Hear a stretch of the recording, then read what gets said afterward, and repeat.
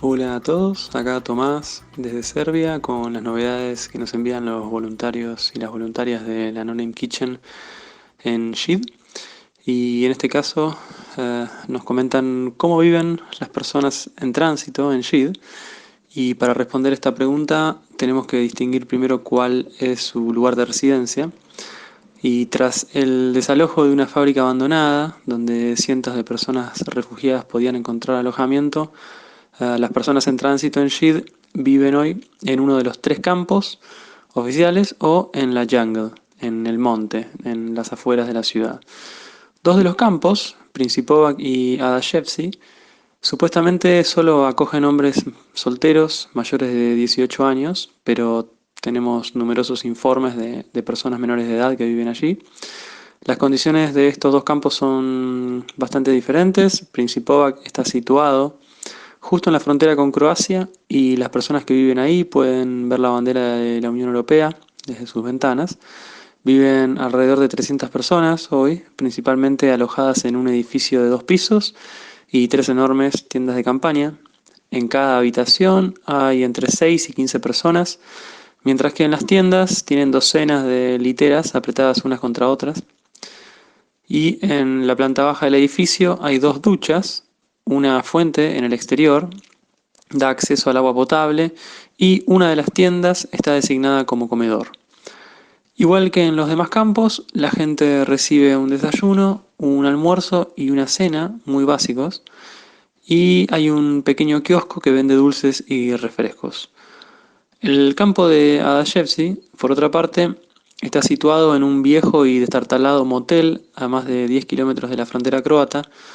Alberga entre 300 y 400 personas que se alojan en este motel, en otros edificios cercanos y en dormitorios externos colocados en tiendas de campaña.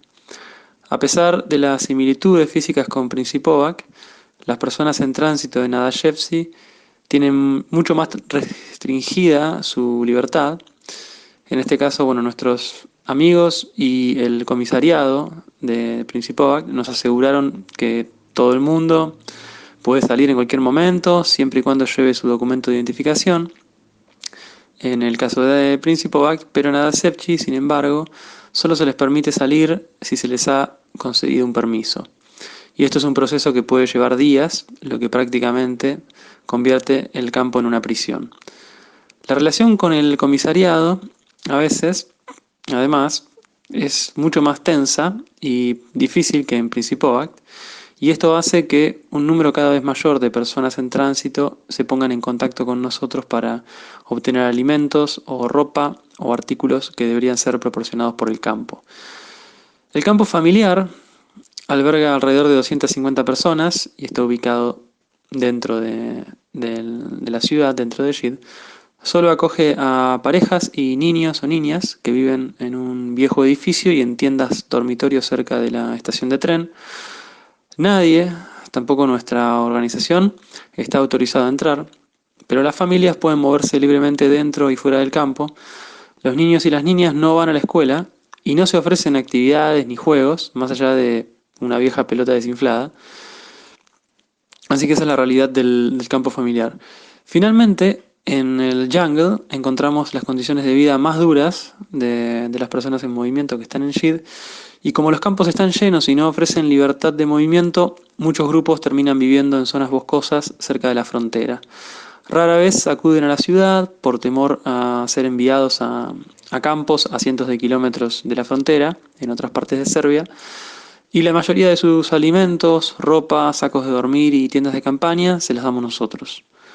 Durante esta estación, la jungle está repleta de bichos y de mosquitos, mientras que en invierno está completamente expuesta a temperaturas bajo cero, a la lluvia y a la nieve.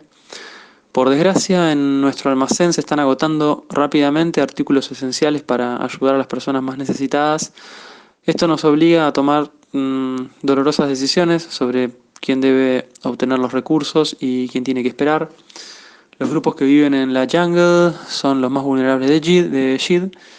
no tienen acceso a agua ni a electricidad y son susceptibles a ser atacados por la policía o mismo por grupos de extrema derecha. Tanto las personas que viven en los campos como en la jungle comparten básicamente el deseo de salir lo antes posible y evitar las malas condiciones de vida. Sorprendentemente, incluso el comisariado de Principovac y del campo familiar se entristeció, sinceramente, por la situación de las personas en tránsito en Shid, un inesperado gesto de humanidad proveniente de aquellos que forman parte de un sistema fallido, pero que a su vez son conscientes de lo poco que pueden hacer, y que bueno, nos motiva a nosotros a mantener una actitud positiva y nos reafirma que no estamos solos en esta lucha por la libertad. Eso fue todo de los voluntarios y las voluntarias que están en Shid, y será hasta la semana próxima.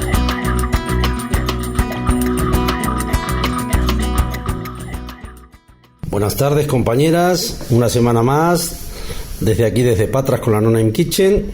Esta semana vamos a darle la bienvenida a Victoria, que va a estar con nosotros una temporadita, y bueno, trasladaros un poquitín las ideas de todas las personas voluntarias que estamos aquí.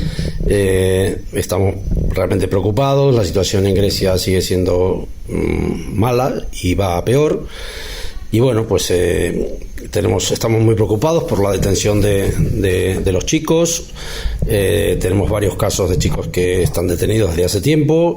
Y bueno, esta semana también, hace 3 semanas se ha producido la detención de un menor. Sabemos que está en una de las comisarías, pero no tenemos ninguna noticia. Sabemos que está bien, pero no sabemos nada más, ¿no? La verdad que la situación es absolutamente anárquica, porque no se sabe lo que pasa con los papeles de nadie aquí. O sea, las oficinas de solicitud de asilo están colapsadas, les dicen a los chicos que tienen que llamar por teléfono a un número de Skype que no contesta nadie. Entonces, pues la situación es totalmente complicada, no sabemos qué pasa. Vamos a seguir averiguando por estos menores, por este menor en concreto y por los otros chicos, pero no nos dicen que hay que esperar, que tenemos que esperar, que tienen que esperar a tener la entrevista con la oficina donde se solicita el asilo. Mientras tanto, pues bueno, también seguimos investigando con la policía del puerto por los incidentes que ha habido con los perros, pero siguen sin decirnos nada en concreto, ¿no? Mientras tanto, bueno, pues nosotros aquí seguimos tejiendo redes, seguimos colaborando muy codo a codo con Kinesis, que es una organización que trabaja aquí el tema sociales y trabajan muy bien. Son nuestro contacto con la municipalidad, son nuestro contacto con el Yertel, con el edificio de acogida de gente que vive en las calles, tanto para hombres como mujeres. Esta semana hemos ido 2 veces a buscar el excedente de comida del shelter de mujeres, que nos lo dan para poder repartirlo nosotros también a los chicos. También hemos recibido colaboración a través de Kinesis y a través del Banco de Alimentos, que nos han donado una buena cantidad de arroz, de legumbres, de leche. Y eso es muy importante, no solo por la cantidad de cosas que nos dan, sino también por el contacto que podemos tener con ellos, que además son los que nos inclusive pueden averiguar algo de los chavales cuando los detienen, aunque poco más le dicen que a nosotros, pero bueno, es un buen contacto. El contacto con la municipalidad es muy importante. Hemos avanzado esta semana porque Kinesis se ha reunido, a petición nuestra, se ha reunido con la municipalidad para solicitarles que por favor tengan a bien poner luz y agua en la Small Factory, que no tienen, ¿no?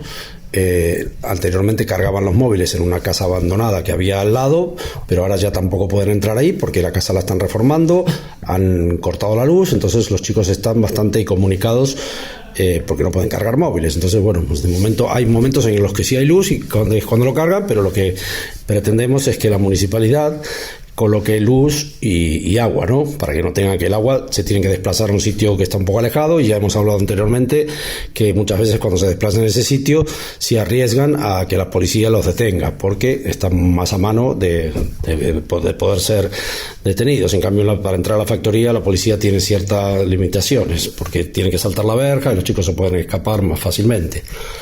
Y bueno, vamos a ver si nos han dicho que sí, la reunión parece ser que ha sido favorable y nos han dicho que sí, que en las próximas semanas la municipalidad va a colocarle luz y un punto de agua en la Small Factory para que puedan tener las necesidades más básicas cubiertas, que es el agua, ¿no? También, bueno, seguimos tejiendo redes con los grupos anarquistas, estamos proponiéndoles hacer unas sesiones de cineforum para los chavales en las factories y vamos avanzando, creemos que también vamos a conseguir esto, ¿no? Otra de las cosas muy importantes que se ha conseguido también esta semana es el contacto más directo con la Cruz Roja, ¿no? Los chavales están teniendo bastante problemas con las scabies, ¿no? No me sale el nombre en castellano. Y bueno, pues esto les está ocasionando, como las scabies le provocan mucho picor, les está ocasionando heridas bastante considerables en las piernas sobre todo y en los brazos de rascarse, y eso pues se están infectando, y realizar las curas nosotros allí en la Small Factory y en la Big Factory es complicado porque el entorno es un asco, ¿no? Es un entorno realmente muy sucio y curar estas heridas pues cuesta hacerlo allí, ¿no? Entonces, bueno, hemos conseguido que varios de los chavales vayan a la Cruz Roja y allí los atiendan bien y les hagan las curas de estas heridas, con lo cual pues hemos dado un paso adelante, creo que bastante importante, ¿no? Otra cosa importante que seguimos a ver si lo conseguimos, creemos que sí, porque ya hemos tenido respuesta que están buscando fecha para poder viajar, es con la organización AJANA de dentistas de Barcelona, que piensan venir para aproximadamente el mes de septiembre. Dependemos un poquitín de que la situación del COVID no complique las cosas, para que puedan venir a atender a todos estos chicos que realmente necesitan atención odontológica con bastante urgencia, ¿no? Y aquí el servicio, como os he dicho anteriormente, los servicios privados dentistas están colapsados y los servicios oficiales de la Seguridad Social no tienen materiales para realizarle las curas, ¿no?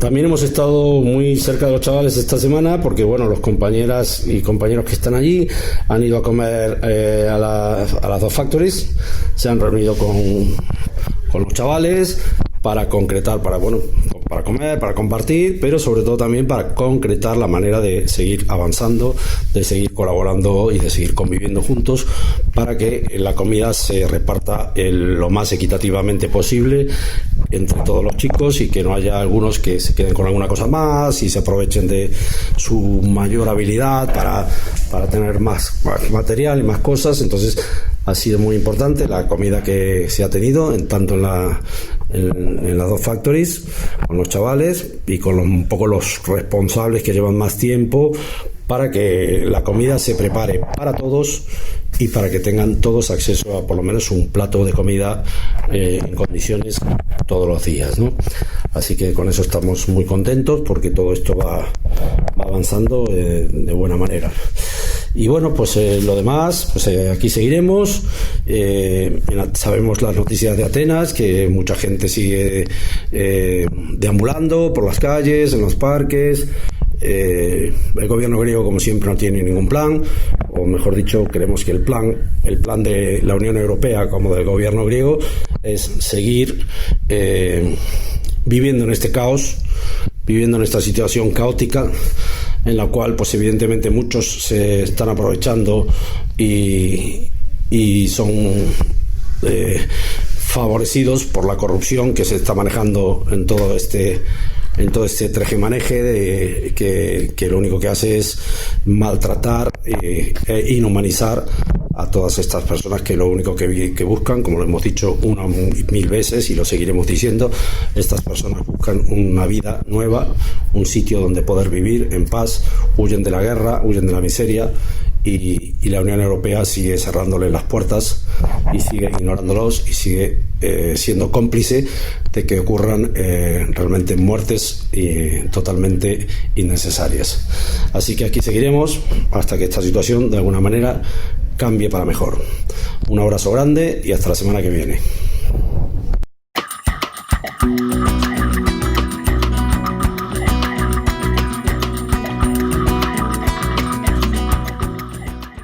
Hola, otra vez desde Lesbos. Durante estos últimos días muchos nuevos sucesos han tenido lugar en la isla o en Grecia en general. En primer lugar, una nueva ley vigente en el país que prohíbe manifestaciones o encuentros espontáneos. Toda manifestación o reunión de gente tiene que ser declarada y aprobada por la policía.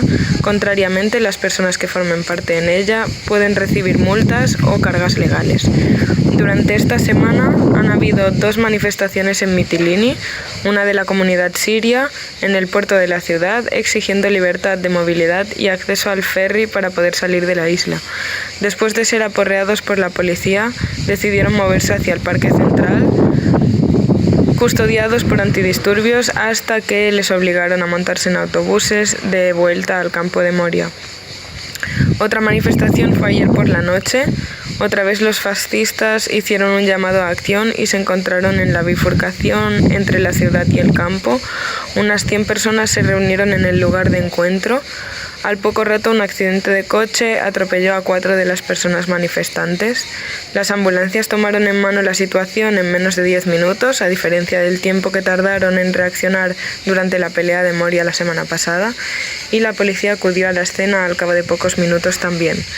Una furgoneta de antidisturbios se posicionaba pasiva a un lado de la manifestación, pero no hubo ningún tipo de implicación policial de más. Dentro o fuera de la nueva ley podemos observar una vez más algo que no era desconocido: la diferencia de trato y de violencia policial hacia diferentes grupos sociales es cada vez más y más obvia en este lugar.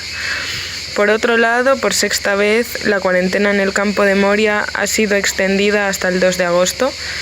Esta semana 3 personas han dado positivas de coronavirus en Kaloni, un pueblo a 30 minutos de Mitilini. De todas formas, la isla de Lesbos no ha tenido ningún caso positivo de corona desde el mes de mayo, y aún así las medidas restrictivas para los campos de refugiados han seguido siendo igual de estrictas y absurdas durante estos 3 meses extras, mientras que el resto de la población goza de libre circulación, playas, bares y fiestas. Y no solo eso, sino que las fronteras para el turismo están abiertas y contentas de recibir nuevos visitantes, por supuesto, solo los de la parte blanca y rica del mundo. En cuanto a las fronteras del otro lado del Egeo, que quedan cerradas y más protegidas que nunca por la Europa racista y sus guardacostas mercenarios, 13 botes han llegado durante la última semana en la isla. Un total de 267 personas están en cuarentena en el campo de Megalacermis, en el norte de la isla, y 91 en el campo de Karatepe. Por otra parte, el pasado miércoles un grupo de migrantes fue rescatado por los guardacostas turcos. Testificaron haber llegado a tierra en la isla de Lesbos y, después de ser custodiados por la policía, fueron colgados en barcos de guardacostas griegos y abandonados al mar en balsas salvavidas. Desde marzo se han contabilizado 50 situaciones de pushbacks o devoluciones realizadas por los guardacostas griegos, una práctica ilegal y peligrosa apoyada por las autoridades europeas. La ley del mar dice que el no rescate es ilegal, es decir, el no rescate equivale al asesinato. Aún así, son prácticas que empiezan a ser bastante comunes en esta parte del Mediterráneo y que queremos denunciar activamente. Quedamos en comunicación para la semana que viene. Muchas gracias por vuestra atención y un abrazo.